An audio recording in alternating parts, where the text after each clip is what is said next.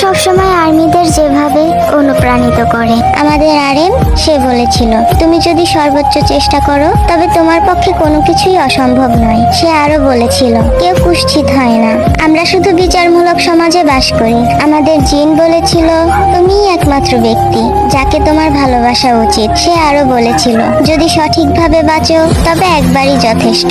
আমাদের সুগা সে বলেছিল, অবশ্যই কঠোর পরিশ্রম সবসময় ভালো ফল দিবে। সে আরো বলে, তুমি জন্মেছো সত্যিকারের মানুষ হতে, নিখুঁত হতে নয়। আমাদের জেহব সে বলেছিল, তোমার হৃদয় পরিষ্কার রাখো এবং সর্বদা খুশি থাকো।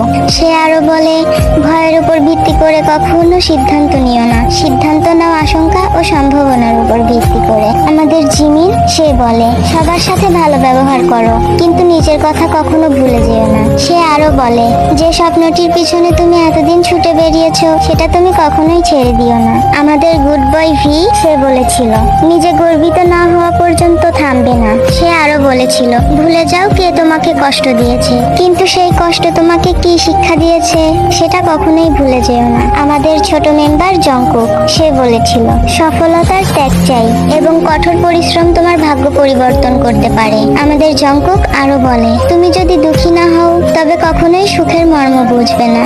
বিটিএস তারা শুধু আর্মিদেরকে এই কয়েকটি জিনিসই শেখায়নি, বরং তারা আর্মিদেরকে শিখিয়েছে কিভাবে বাঁচতে হয়।